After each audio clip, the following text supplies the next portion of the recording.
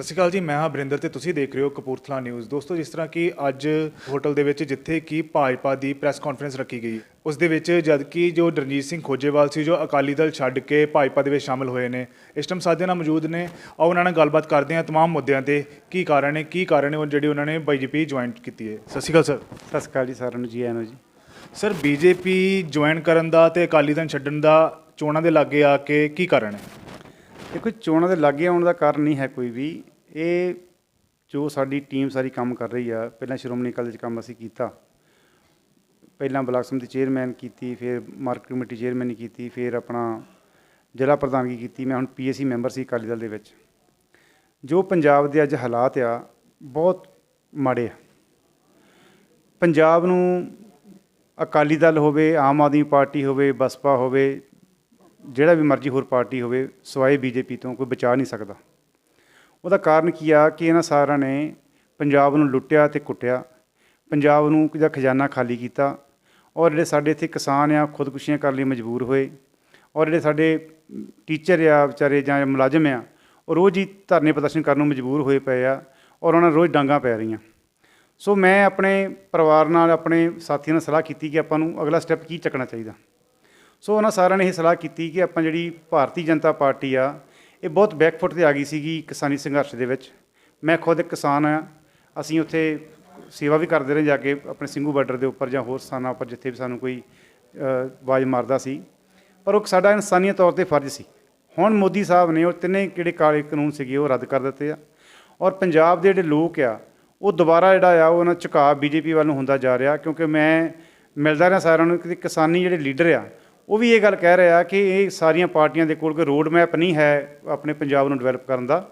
ਜੇ ਭਾਰਤੀ ਜਨਤਾ ਪਾਰਟੀ ਆਪਣੀ ਚੋਣ ਮੈਨੀਫੈਸਟੋ ਦੇ ਵਿੱਚ ਹੋਰ ਕੁਝ ਵੱਧ ਸਹੂਲਤਾਂ ਦੇ ਕੇ, ਜਿਵੇਂ ਆਰਥਿਕ ਪੈਕੇਜ ਹੋ ਗਿਆ, ਜਾਂ ਕਿਸਾਨਾਂ ਦਾ ਹੋਰ ਕਿਵੇਂ ਜੀਵਨ ਪੱਧਰ ਉੱਚਾ ਚੁੱਕਣਾ।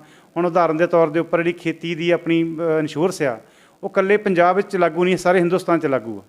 ਸੋ ਆਪਾਂ ਉਹਨਾਂ ਨੂੰ ਸਾਰੀ ਚੀਜ਼ਾਂ ਨੂੰ ਮੱਦੇਨਜ਼ਰ ਰੱਖਦੇ ਹੋਏ, ਫਿਰ ਬਾਰਡਰ ਸਟੇਟ ਆ, ਇੱਥੇ ਬਹੁਤ ਸੰਵੇਦਨਸ਼ੀਲ ਮੁੱਦੇ ਐਸੇ ਜਿਹੜੇ ਕਿ ਹੱਲ ਕਰਨ ਵਾਲੇ ਆ, ਜਿਹੜਾ ਕਿ ਇਹਨਾਂ ਪਹਿਲੀਆਂ ਪਾਰਟੀਆਂ ਨੇ ਕੋਈ ਹੱਲ ਕਰਨ ਦੀ ਕੋਸ਼ਿਸ਼ ਨਹੀਂ ਕੀਤੀ। ਉਹ ਸਾਰੀ ਸਾਨੂੰ ਜਿਹੜੀ ਮੇਰੀ ਸੀਨੀਅਰ ਲੀਡਰਸ਼ਿਪ ਨਾਲ BJP ਦੇ ਨਾਲ ਗੱਲਬਾਤ ਵੀ ਹੋਈ, ਔਰ ਸਾਨੂੰ ਇਹ ਲੱਗਾ ਕਿ ਅਸੀਂ ਇਸ ਪਾਰਟੀ ਦੇ ਵਿੱਚ ਰਹਿ ਕੇ ਜਿਹੜੇ ਆ ਆਪਣੇ ਸਿੱਖ ਮੁੱਦੇ, ਪੰਜਾਬ ਦੇ ਮੁੱਦੇ, ਕਪੂਰਥਲੇ ਹਲਕੇ ਦੇ ਮੁੱਦੇ ਅਸੀਂ ਹੱਲ ਕਰਵਾ ਸਕਦੇ ਹਾਂ।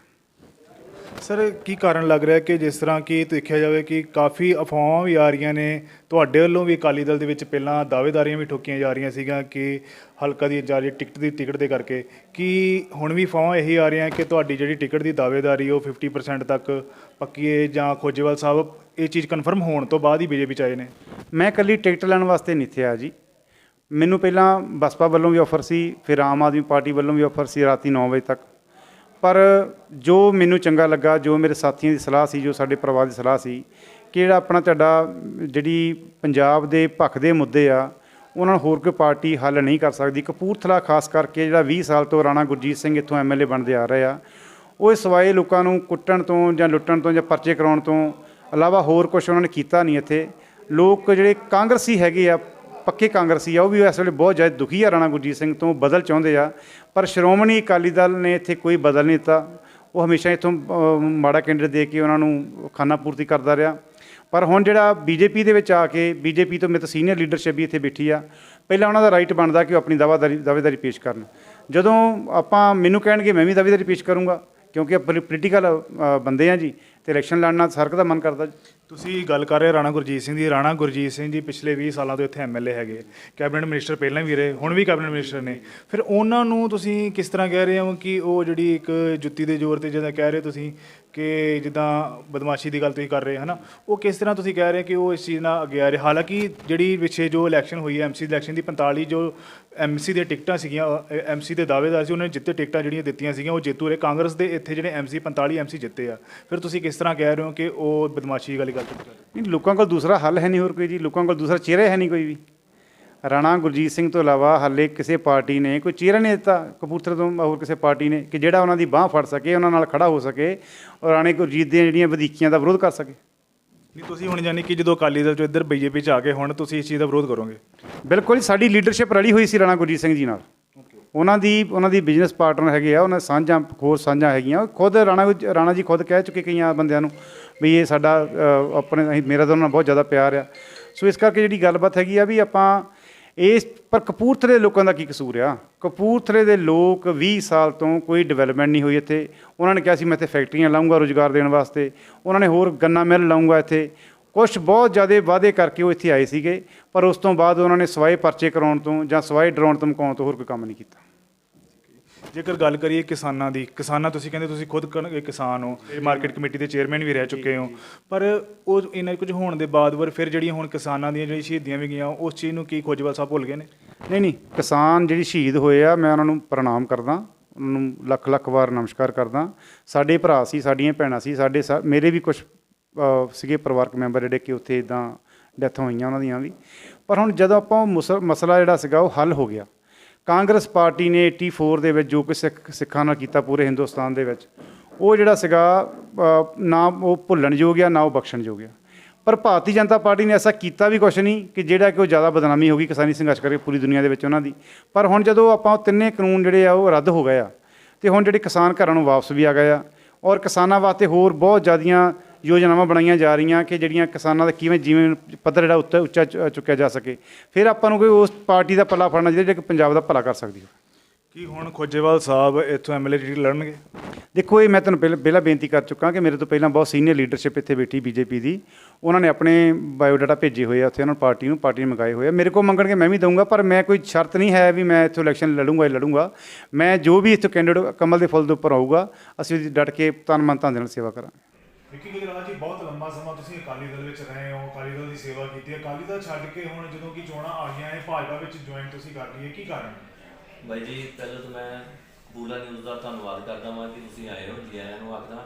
ਬਾਈ ਜੀ, ਬੜੇ ਲੰਬੇ ਸਮੇਂ ਤੋਂ ਮੈਂ ਸ਼੍ਰੋਮਣੀ ਅਕਾਲੀ ਦਲ ਨਾਲ 25 ਸਾਲ ਤੋਂ ਮੈਂ ਸੇਵਾ ਕਰ ਰਿਹਾ ਹੈਗਾ ਸੀ।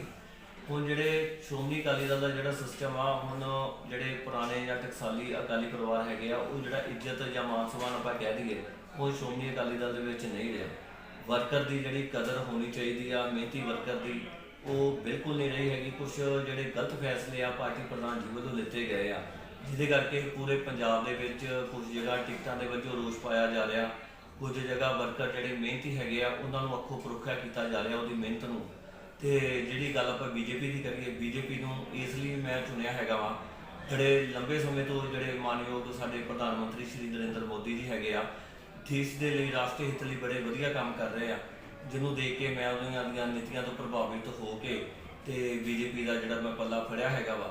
ਇਹਦੇ ਵਿੱਚ ਬਹੁਤ ਵੱਡਾ ਜਿਹੜਾ ਲੰਬੇ ਸਮੇਂ ਤੋਂ ਇੱਕ ਮੁੱਦਾ ਚੱਲ ਰਿਹਾ ਸੀ, ਕਿਸਾਨੀ ਮੁੱਦਾ, ਤੇ ਜਿਹੜਾ ਬੜੇ ਅੱਛੇ ਤਰੀਕੇ ਦੇ ਨਾਲ ਮਾਨਯੋਗ ਪ੍ਰਧਾਨ ਮੰਤਰੀ ਜੀ ਨੇ ਉਹਦਾ ਹੱਲ ਕੀਤਾ ਹੈਗਾ ਵਾ।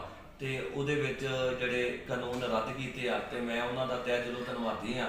ਤੇ ਮੈਂ ਇਸ ਲਈ ਜਿਹੜਾ ਬੀਜੇਪੀ ਦਾ ਮੈਂ ਪੱਲਾ ਫੜਿਆ ਵਾ।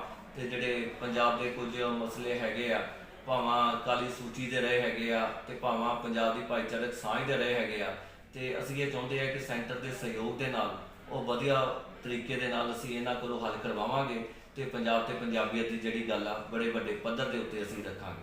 ਕਿਉਂਕਿ ਜੇਕਰ ਗੱਲ ਕਰੀਏ, ਤੁਸੀਂ ਅਕਾਲੀ ਦਲ 'ਚ ਬਹੁਤ ਲੰਬਾ ਸਮਾਂ ਆਈਟੀ ਵਿੱਚ ਵੀ ਰਹੇ ਹੋ, ਉਹਨਾਂ ਦੀ ਇਸ ਚੀਜ਼ ਦੇ ਵਿੱਚ ਕਪੂਰਥਲਾ ਤੋਂ ਤੁਸੀਂ ਸੇਵਾ ਵੀ ਕਰਦੇ, ਇਹਦੇ ਵਿੱਚ ਹੁਣ ਤੁਹਾਡੀ ਕਿਹੜੀ ਸੀ ਭੂਮਿਕਾ ਰਹੇਗੀ? ਦੇਖੋ ਜੀ, ਮੈਂ ਤੇ ਹਜੇ ਕੱਲ੍ਹ ਸ਼ਾਮਲ ਹੋਇਆ ਵਾ। ਪਾਰਟੀ ਜਿਹੜੀ ਵੀ ਜ਼ਿੰਮੇਵਾਰੀ ਮੈਨੂੰ ਭਾਰਤੀ ਜਨਤਾ ਪਾਰਟੀ ਦੇਗੀ, ਤੇ ਮੈਂ ਐਜ਼ ਏ ਵਰਕਰ ਹੋਣ ਦੇ ਨਾਤੇ ਬੜੀ ਬਾਖੂਬੀ ਨਿਭਾਵਾਂਗਾ। ਮਗਰ ਫਿਰ ਵੀ ਸਾਰੇ ਭਾਰਤੀ ਜਨਤਾ ਪਾਰਟੀ ਦੀ ਸੀਨੀਅਰ ਲੀਡਰਸ਼ਿਪ ਦੀ ਇਹੀ ਡਿਮਾਂਡ ਆ ਕਿ ਤੁਸੀਂ ਦੁਬਾਰਾ ਤੋਂ ਜਿਹੜਾ ਸਾਡੇ ਆਈਟੀ ਸੈੱਲ ਨੂੰ ਹੀ ਜੁਆਇਨ ਕਰੋ, ਤੇ ਉਹਦੇ ਵਿੱਚ ਜਿਹੜੀ ਜ਼ਿੰਮੇਵਾਰੀ ਮਿਲਦੀ ਹੈ ਤੇ ਤੁਸੀਂ ਉਹ ਨਿਭਾਓ। ਤੇ ਪਾਰਟੀ ਜਿਹੜੀ ਵੀ ਮੈਨੂੰ ਭਾਰਤੀ ਜਨਤਾ ਪਾਰਟੀ ਜ਼ਿੰਮੇਵਾਰੀ ਦੇਗੀ, ਮੈਂ ਤਹਿ ਦਿਲੋਂ ਉਹਨਾਂ ਨੂੰ ਨਿਭਾਵਾਂਗਾ, ਤੇ ਜੋ ਵੀ ਮੈਨੂੰ ਸੇਵਾ ਲਾਏਗੀ ਮੈਂ ਉਹਦੀ ਚੜ੍ਹਦੀ ਕਲਾ ਲਈ ਪਾਰਟੀ ਲਈ ਦਿਨ ਰਾਤ ਸੇਵਾ ਕਰਾਂਗਾ। ਵਿੱਕੀ ਜੀ, ਇੱਕ ਕਾਉਂਸਲਰ ਦੀ ਇਲੈਕਸ਼ਨ ਦੇ ਦੌਰਾਨ ਜਦੋਂ ਤੁਸੀਂ ਕਾਉਂਸਲਰ ਦੀ ਇਲੈਕਸ਼ਨ ਲੜਨੀ ਸੀਗੀ, ਉਦੋਂ ਇੱਕ ਮਾਲਿਸ਼ ਵਾਲਾ ਕਿੱਸਾ ਬੜਾ ਮਸ਼ਹੂਰ ਹੋਇਆ ਸੀ। ਜਿਹੜਾ ਮਾਲਿਸ਼ ਵਾਲਾ ਕਿੱਸਾ ਸੀ ਨਾ, ਉਹ ਕਿੱਸਾ ਕੀ ਸੀ? ਉਹਦੇ 'ਚ ਮੈਂ ਹੁਣ ਕਿਸੇ ਲੀਡਰ ਦਾ ਨਾਮ ਨਹੀਂ ਲਵਾਂਗਾ, ਤੇ ਜਦੋਂ ਕਾਉਂਸਲਰ ਦੇ ਇਲੈਕਸ਼ਨ ਸੀ ਤੇ ਮੇਰੀ 27 ਨੰਬਰ ਵਾਰਡ ਦੇ ਵਿੱਚੋਂ ਦਾਅਵੇਦਾਰੀ ਸੀ, ਤੇ ਬੜੀ ਮਿਹਨਤ ਨਾਲ ਮੈਂ 3-4 ਮਹੀਨੇ ਉੱਥੇ ਆਪਣਾ ਕੰਮ ਕੀਤਾ, ਤੇ ਬੜੇ ਅੱਛੇ ਨਾਲ ਮੈਂ ਵਰਕ ਕਰ ਰਿਹਾ ਸੀ। ਤੇ ਉਸ ਲੀਡਰ ਸਾਹਿਬਾਨ ਕੋਲੋਂ ਮੈਂ ਗਿਆ, ਤੇ ਮੈਂ ਕਿਹਾ ਸਰ, ਮੈਂ 4.5 ਸਾਲ ਤੋਂ ਤੁਹਾਡੇ ਨਾਲ ਸੇਵਾ ਕਰ ਰਿਹਾ ਹੈਗਾ ਵਾਂ, ਤੇ ਜਿਹੜਾ ਪਾਰਟੀ ਪੱਧਰ ਦੇ ਉੱਤੇ ਵੀ ਮੇਰਾ ਪਹਿਲੋਂ ਰਾਈਟ ਬਣਦਾ ਵਾ ਕਿ ਤੁਸੀਂ ਮੈਨੂੰ ਮੇਰੀ ਮਿਹਨਤ ਨੂੰ ਅੱਖੋਂ ਪਰੋਖਿਆ ਨਾ ਕਰੋ, ਤੇ ਮੈਨੂੰ ਸੀਟ ਦੀ ਜਿਹੜੀ ਦਾਅਵੇਦਾਰੀ ਆ ਮੇਰੀ ਹੈਗੀ ਆ, ਤੇ ਮੈਂ ਤੁਹਾਡੀ ਮੈਂ ਸੇਵਾ ਕੀਤੀ ਆ ਨਿੱਜੀ ਤੌਰ ਦੇ ਉੱਤੇ। ਤੁਹਾਡੇ ਜਿੱਥੇ ਵੀ ਤੁਸੀਂ ਮੈਨੂੰ ਹੁਕਮ ਲਾਇਆ ਪਾਰਟੀ ਪੱਧਰ ਦੇ ਉੱਤੇ, ਤੁਹਾਡੇ ਜਿੰਨੇ ਵੀ ਫੰਕਸ਼ਨ ਸੀ ਸਾਰੀ ਮੈਂ ਆਈਟੀ ਸੈੱਲ ਵੱਲੋਂ ਉਹਨੂੰ ਮੈਂ ਕਵਰ ਕਰਦਾ ਰਿਹਾ ਵਾਂ। ਤੇ ਉਹ ਅੱਗੇ ਉਹਨਾਂ ਦਾ ਬੜਾ ਹਾਸੋਹੀਣਾ ਜਿਹਾ ਕਿ ਮੈਨੂੰ ਜਵਾਬ ਸੀ, ਤੇ ਮੈਨੂੰ ਕਹਿੰਦੇ ਯਾਰ ਤੂੰ ਮੇਰੀ ਕਿਹੜਾ ਮਾਲਿਸ਼ ਕਰਦਾ ਰਿਹਾ ਵਾ। ਮੈਂ ਕਿਹਾ ਸਰ ਮੈਂ ਤੇ ਤੁਹਾਡੇ ਨਾਲ ਮਿਹਨਤ ਕੀਤੀ ਆ। ਕਹਿੰਦੇ ਯਾਰ ਤੂੰ ਕਿਹੜਾ ਮੇਰੀ ਮਾਲਿਸ਼ ਕਰਦਾ ਰਿਹਾ ਵਾ। ਤੇ ਮੈਨੂੰ ਉਦੋਂ ਬੜੀ ਇਹ ਗੱਲ ਫੀਲ ਹੋਈ। ਚਲੋ ਤੁਹਾਡੇ ਤੱਕ ਇਹ ਗੱਲ ਆਈ ਕਿੱਦਾਂ ਮੈਨੂੰ ਇਹ ਸਮਝ ਤੋਂ ਬਾਹਰ ਆ, ਮਗਰ ਇੱਕ ਪਾਰਟੀ ਦੀਆਂ ਕੁਝ ਅੰਦਰੂਨੀ ਗੱਲਾਂ ਸੀ। ਮਗਰ ਮੈਂ ਉਸ ਲੀਡਰ ਨੇ ਮੇਰਾ ਦਿਲ ਬਹੁਤ ਤੋੜਿਆ ਜੀ, ਜਦੋਂ ਇਹ ਗੱਲ ਉਹਨਾਂ ਨੇ ਮੈਨੂੰ ਇਹ ਗੱਲ ਕਹੀ। ਕਹਿਣ ਦਾ ਮਤਲਬ ਕਿ ਜੋ ਪਾਰਟੀ 'ਚ ਪੱਖਪਾਤ ਹੋਣ ਲੱਗ ਪਈ ਸੀ ਉਹਦੇ ਕਾਰਨ ਤੁਸੀਂ ਜੋ ਕਿ ਅਕਾਲੀ ਦਲ ਛੱਡ ਕੇ ਬੀਜੇਪੀ 'ਚ ਆਏ ਹੋ। ਬਿਲਕੁਲ ਜੀ, ਇਹ ਤੁਸੀਂ ਕਹਿ ਸਕਦੇ ਆ ਜਿਹੜੀ ਇਹਨਾਂ ਨੇ ਹਲਕੇ ਕਪੂਰਥਲੇ ਤੇ ਸ਼੍ਰੋਮਣੀ ਅਕਾਲੀ ਦਲ ਦਾ ਲੋਕਲ ਲੀਡਰ ਸਾਹਿਬਾਨ ਨੇ ਤਾਂ ਬਿਲਕੁਲ ਬੇੜਾ ਹੀ ਗਰ ਕਰਕੇ ਰੱਖ ਦਿੱਤਾ ਜੀ। ਇਹਨਾਂ ਨੇ ਅਕਾਲੀ ਦਲ ਦਾ ਕੋਈ ਆਧਾਰ ਨਹੀਂ ਰਹਿਣ ਦਿੱਤਾ। ਅਕਾਲੀ ਦਲ ਨੂੰ ਇਹਨਾਂ ਲੋਕਾਂ ਨੇ ਆਪਣੇ ਨਿੱਜੀ ਸਵਾਰਥਾਂ ਲਈ ਖਤਮ ਕਰਕੇ ਰੱਖ ਦਿੱਤਾ। ਜੇ ਮੇਰੇ ਵਰਗੇ ਮਿਹਨਤੀ ਵਰਕਰ ਨੂੰ ਇਹ ਕਹਿ ਸਕਦੇ ਆ ਕਿ ਤੁਸੀਂ ਕਿਹੜਾ ਮੇਰੀ ਮਾਲਿਸ਼ ਕਰਦੇ ਰਹੇ ਹੈਗੇ ਆ, ਤੇ ਆਮ ਵਰਕਰ ਦਾ ਉਹ ਕੀ ਹਾਲ ਕਰਦੇ ਹੋਣਗੇ, ਤੁਸੀਂ ਹੁਣ ਆਪ ਹੀ ਦੇਖ ਸਕਦੇ ਕਿ ਅੱਜ ਅਕਾਲੀ ਦਲ ਕਿਸ ਜਗ੍ਹਾ ਦੇ ਉੱਤੇ ਖੜਾ ਵਾ ਕਪੂਰਥਲੇ ਦਾ, ਤੇ ਕਿੰਨੇ ਇੱਥੇ ਗੁੱਟਬਾਜੀ ਹੋ ਚੁੱਕੀ ਆ, ਤੇ ਕਿੰਨੇ ਧੜੇ ਬਣ ਚੁੱਕੇ ਆ, ਤੇ ਕਿੰਨਾ ਲੋਕ ਇੱਕ ਦੂਜੇ ਦੀਆਂ ਲੱਤਾਂ ਖਿੱਚ ਰਹੇ ਆ। ਨਾ ਕਿ ਇਹ ਪਾਰਟੀ ਦੀ ਚੜ੍ਹਦੀ ਕਲਾ ਲਈ ਕਦੇ ਵੀ ਅੱਜ ਵੀ ਗੱਲ ਨਹੀਂ ਹੈ ਕਰਦੇ, ਸਿਰਫ ਇਹਨਾਂ ਦੇ ਨਿੱਜੀ ਸਵਾਰਥ ਬਣ ਕੇ ਰਹਿ ਗਏ ਆ। ਪਾਰਟੀ ਨੂੰ ਇਹਨਾਂ ਨੇ, ਸ਼੍ਰੋਮਣੀ ਅਕਾਲੀ ਦਲ ਨੂੰ ਇਹਨਾਂ ਨੇ ਕਪੂਰਥਲੇ ਦੇ ਵਿੱਚ ਇੱਕ ਨਿੱਜੀ ਜਗੀਰ ਬਣਾ ਲਿਆ। ਜਿਹਨੂੰ ਦਿਲ ਕਰਦੇ ਆ ਕੱਢ ਦਿੰਦੇ ਆ, ਜਿਹਨੂੰ ਦਿਲ ਕਰਦੇ ਲੈ ਆਉਂਦੇ ਆ। ਇਹਨਾਂ ਨੂੰ ਪਾਰਟੀ ਦੇ ਨਾਲ ਕੋਈ ਲੈਣਾ ਦੇਣਾ ਨਹੀਂ। ਪਾਰਟੀ ਪ੍ਰਧਾਨ ਤੱਕ ਅਸੀਂ ਸਾਰੀਆਂ ਗੱਲਾਂ ਉਦੋਂ ਪਹੁੰਚਾਉਣ ਦੀ ਵੀ ਕੋਸ਼ਿਸ਼ ਕੀਤੀ ਆ, ਮਗਰ ਕੋਈ ਸੁਣਵਾਈ ਨਹੀਂ ਇੱਥੇ ਹੋ ਰਹੀ। ਸਿਰਫ ਇਹਨਾਂ ਦੀ ਇੱਕ ਨਿੱਜੀ ਜਗੀਰ ਬਣ ਕੇ ਰਹਿ ਰਹੀ ਆ, ਤੇ ਜਿਹਦਾ ਇਹਨਾਂ ਨੂੰ ਖਮਿਆਜਾ 2022 ਦੇ ਵਿੱਚ ਭੁਗਤਣਾ ਪੈਣਾ, ਜਿਹੜੇ ਵਰਕਰ ਦੀ ਮਿਹਨਤ ਨੂੰ ਅੱਖੋਂ ਪਰੋਖਿਆ ਕਰ ਰਹੇ ਆ। ਹੁਣ ਕੀ ਲੱਗ ਰਿਹਾ ਕਿ ਅਗਰ ਬੀਜੇਪੀ 'ਚ ਇਦਾਂ ਦੀ ਕੋਈ ਪੱਖਪਾਤ ਹੋ ਰਹੀ ਹੈ ਤੇ ਸੁਣਵਾਈ ਹੋਏਗੀ? ਮੈਨੂੰ ਲੱਗਦਾ ਬੀਜੇਪੀ ਇੱਕ ਯਾਰ ਬੜੀ ਡਿਸਪਲਿਨਡ ਜੀ ਪਾਰਟੀ ਹੈ। ਮੈਨੂੰ ਹਜੇ ਤੇ 24 ਘੰਟੇ ਵੀ ਨਹੀਂ ਪੂਰੇ ਹੋਏ ਇਹਨਾਂ ਨੂੰ ਜੁਆਇਨ ਕੀਤੇ ਨੂੰ, ਮਗਰ ਮੈਂ ਦੇਖ ਰਿਹਾ ਕਿ ਕਿੱਦਾਂ ਇਹਨਾਂ ਦੀ ਡਿਸਪਲਿਨ ਆ। ਹਰ ਇੱਕ ਚੀਜ਼ ਦੀ ਇਹਨਾਂ ਦੀ ਇੱਕ ਬਾਡੀ ਬਣੀ ਆ, ਹਰ ਇੱਕ ਸੰਗਠਨ 'ਚ ਕੰਮ ਕਰਨ ਦਾ ਤਰੀਕਾ ਵਾ। ਇੱਕ ਆਮ ਕਾਰਿਆਕਰਤਾ ਵੀ ਜਾ ਕੇ ਤੁਸੀਂ ਕਹਿ ਦਈਏ ਮਾਨਯੋਗ ਪ੍ਰਧਾਨ ਮੰਤਰੀ ਨੂੰ ਜਾਂ ਕੋਈ ਮੰਤਰੀ ਸਾਹਿਬਾਨ ਨੂੰ, ਸੈਂਟਰ ਦਿਆਂ ਨੂੰ, ਉਹਨਾਂ ਨਾਲ ਤੁਹਾਡਾ ਕੋਈ ਕੰਮ ਆ, ਤੁਸੀਂ ਸਿੱਧੇ ਜਾ ਕੇ ਉਹਨਾਂ ਨਾਲ ਵਾਰਤਾਲਾਪ ਕਰ ਸਕਦੇ ਆ। ਇੱਥੇ ਸਾਡੇ ਵਾਲਿਆਂ ਨੂੰ ਤੁਸੀਂ ਕੋਈ ਗੱਲ ਕਰਨੀ ਆ, ਸਾਡੇ ਵਾਲੇ ਮੀਨਸ ਜਿਹੜੇ ਜਿਨ੍ਹਾਂ ਨੂੰ ਮੈਂ ਛੱਡ ਕੇ ਆਇਆ, ਮੈਂ ਉਹਨਾਂ ਨੂੰ ਗੱਲ ਕਰ ਰਿਹਾ ਵਾਂ। ਤੁਸੀਂ ਕੋਈ ਗੱਲ ਕਰਨੀ, ਉਹ ਤੁਹਾਨੂੰ ਪਹਿਲੀ ਗੱਲ ਤੇ ਟਾਈਮ ਹੀ ਨਹੀਂ ਦਿੰਦੇ। ਜੇ ਤੁਹਾਡਾ ਫੋਨ ਵੀ ਚੱਕਣਗੇ ਤੇ ਅੱਗੇ ਉਹ ਇਹ ਜਵਾਬ ਦੇ ਦੇਣਗੇ ਕਿ ਸਾਡੇ ਕੋਲ ਹਜੇ ਟਾਈਮ ਨਹੀਂ ਹੈਗਾ, ਅਸੀਂ ਇਸ ਵਿਸ਼ੇ ਦੇ ਉੱਤੇ ਬਾਅਦ 'ਚ ਗੱਲ ਕਰਾਂਗੇ। ਹੁਣ ਮੈਂ ਆਉਣ ਵਾਲੇ ਸਮੇਂ 'ਚ ਤੁਹਾਨੂੰ ਇਹ ਦੱਸ ਰਿਹਾ ਕਿ ਪੰਜਾਬ ਦੇ ਵਿੱਚ ਬਹੁਤ ਵੱਡੇ ਧਮਾਕੇ ਪਾਉਣੇ। ਅਕਾਲੀ ਦਲ ਦਾ ਜਿਹੜਾ ਕਾਫਲਾ ਵਾ ਉਹ ਡੇ ਬਾਏ ਡੇ ਛੱਡ ਕੇ ਡਾਊਨ ਹੀ ਹੋਣਾ ਵਾ, ਨਾ ਕਿ ਉਹਦੇ ਵਿੱਚ ਵਾਧਾ ਹੋਣਾ ਵਾ। ਇਸ ਦੇ ਨਾਲ ਹੀ ਮੈਂ ਵਰਿੰਦਰ, ਕਪੂਰਥਲਾ ਨਿਊਜ਼, ਕੈਮਰਾਮੈਨ ਰਾਹੁਲ ਦੇ ਨਾਲ।